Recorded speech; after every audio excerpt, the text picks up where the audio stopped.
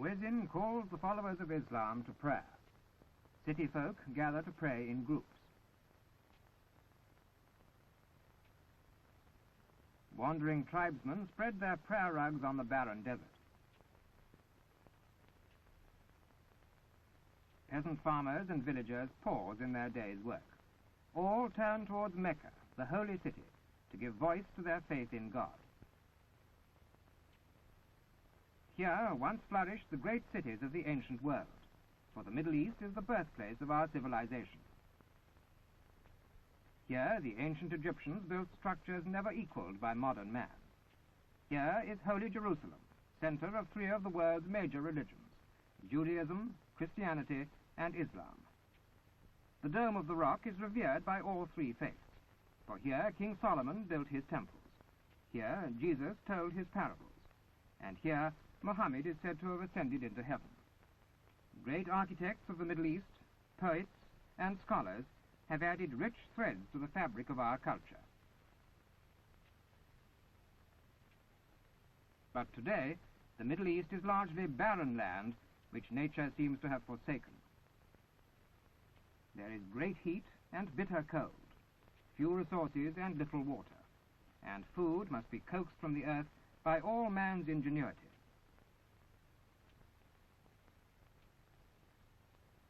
The Middle East, or the Near East as it is often called, is centered on the Arabian Peninsula, which contains the large desert country of Saudi Arabia, fringed by several tribal territories. To the north, bordering the Soviet Union, are Afghanistan, Iran, which was formerly Persia, and Turkey, the most European of these countries. Between them lie the smaller lands of Iraq, Syria, and Jordan. Tiny Lebanon, with a Christian majority, and Jewish Israel are the only non-Muslim states in the Middle East. On the other side of the Red Sea is Egypt, with a narrow neck of land which contains the Suez Canal, of utmost importance in world shipping. Indeed, the Middle East lies at a world's crossroads. It provides a land route between the three continents of Europe, Africa, and Asia, a water route through the Suez Canal, and a terminal for airlines bound east and west. The people of the Middle East may be divided into three important groups: city men, nomads, and peasant farmers. While the members of each group go their own ways, occasionally they may meet, perhaps in a city bazaar where a coffee pot is to be purchased, or other business transacted. By far the largest of the three groups are the peasants, who make up more than 3/4 of the Middle East population. Most of them are too poor to come inside a shop like this, but Mustafa is fairly well off. Mustafa lives in a nearby village. In the compound next to his home, he has a camel to help him in the field, and a donkey to make his load of work lighter. He has a milk goat for his children, and a few chickens to add variety to the family diet. But most peasants rarely have meat of any kind. The main staple of the diet is an unleavened bread baked by Mustafa's wife. Mustafa's village is in the dry hills, where he must depend on occasional winter rains for the moisture to grow his crops. It has one street, lined by the homes of the peasant farmers who work in the surrounding fields. The houses are ancient, usually made of stone or other readily available materials, with flat roofs covered with straw which has been rolled into mud. Near the village are the common grazing grounds for the sheep. Mustafa owns 3 of the sheep. The others belong to different people in the village. One of the older boys guards them. The wool from these sheep, made into the famous Oriental rugs or sold for export, is one of the few sources of cash income for the villagers. Mustafa owns his own piece of land and plants a wheat crop which will grow during the mild winter. Most of his neighbors aren't as well off. Without animals to help them, entire families have to work in the field. Like the vast majority of peasants in the Middle East, they do not own the fields in which they work, but must share a large part of their crops with the owner, the local sheikh. Much of the farming in the Middle East depends on irrigation, and there are rich lands in sharp contrast with Mustafa's barren farm. Most of the fruits of the Middle East are renowned for their fine quality. Egyptian long-staple cotton is known the world over. Yet only a tiny part of the Middle East is cultivated.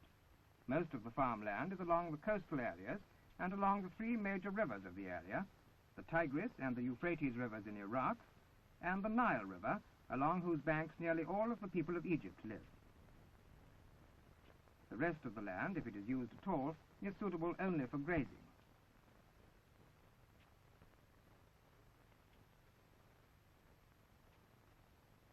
It is the home of nomad herdsmen like Ali the Bedouin. Ali bargains at great length before buying, for he has little money to spend. Tomorrow he will take the bus back to the village, where he has left his camel in a stable. Then will come a long journey over the desert.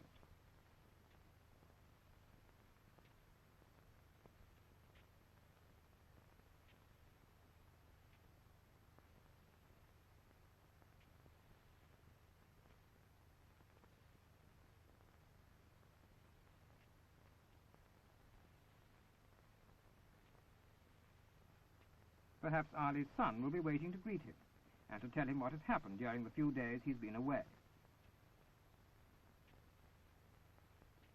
Ali will want to hear about his herds, for his very home is made from hides and cloth woven from wool. His clothing and most of the furnishings of his house depend on his animals, for they provide the foundation of the nomad's economic existence.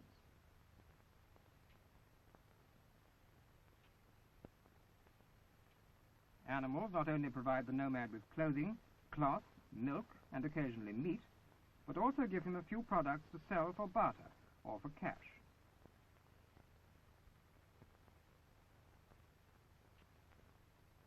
The camels provide personal transportation as well. They may be hired to carry goods in caravans across the desert, although this is fast being replaced by modern vehicles. Ali's tribe is only waiting for his return to be off to another waterhole in the territory that is, by custom, recognized as belonging to his tribe. Water is precious on the desert. Ownership of land is meaningless without ownership of wells or springs. The Bedouin is constantly driven from place to place by the need to find grazing for his herd. His life is hard and exacting, for he is strictly bound by tribal custom as well as by the harsh realities of getting enough food and water for his family and his herds.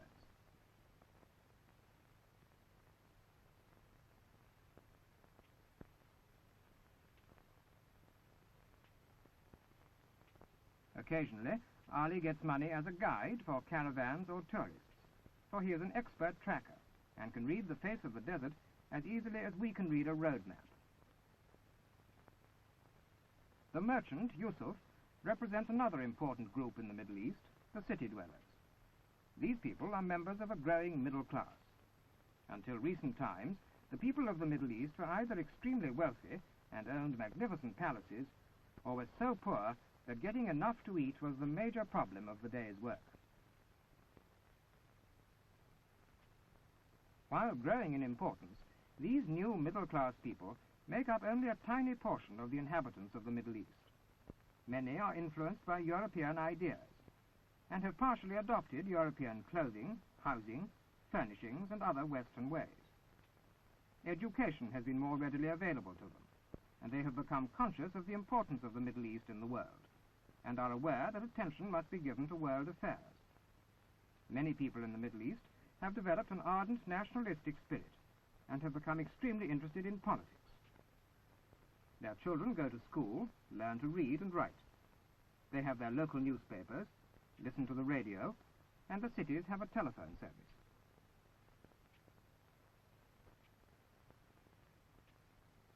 A comparatively recent development of major importance has been the discovery of vast oil deposits in many parts of the Middle East. These oil fields have been developed largely through foreign capital. The payment of royalties has bettered the financial position of some countries, although ownership of the oil fields has caused considerable political unrest. Much of the oil is exported in its crude state by huge tankers. Oil is found mostly in Iran, Saudi Arabia, and Iraq, and there are several oil pipelines for its transportation. Some is refined in the Middle East before shipment, and a growing number of modern refineries dot the area. Oil is the Middle East's major export. In addition, there is small trade in items like fruit, tobacco, and long staple cotton. Imports are chiefly machinery and manufactured goods such as cloth. Commercial and industrial activities are confined to the major cities, which are comparatively few in number. The most important are Istanbul, at the crossroads where Turkey meets Europe, and Cairo on the Nile.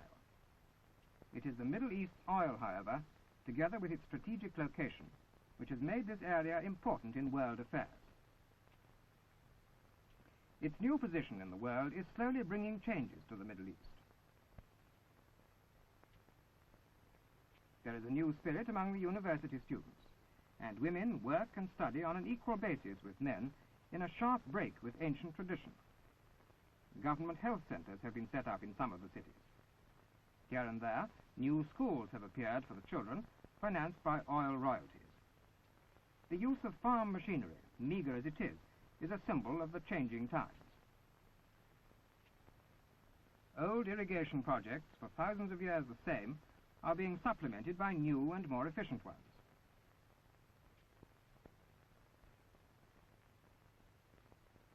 Outdated machinery and antiquated factories are slowly being replaced by more modern and efficient equipment.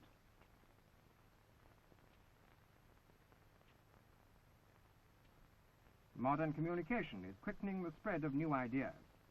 Old means of transportation are giving way to newer and better ones.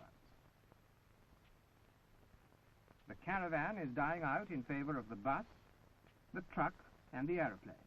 Some of the world's most modern airports are located in the Middle East. But while its face is changing, at heart the Middle East remains the same, for this is a land of strong traditions, where the bustle of the modern world is mingled with the age-old chant of the muezzin.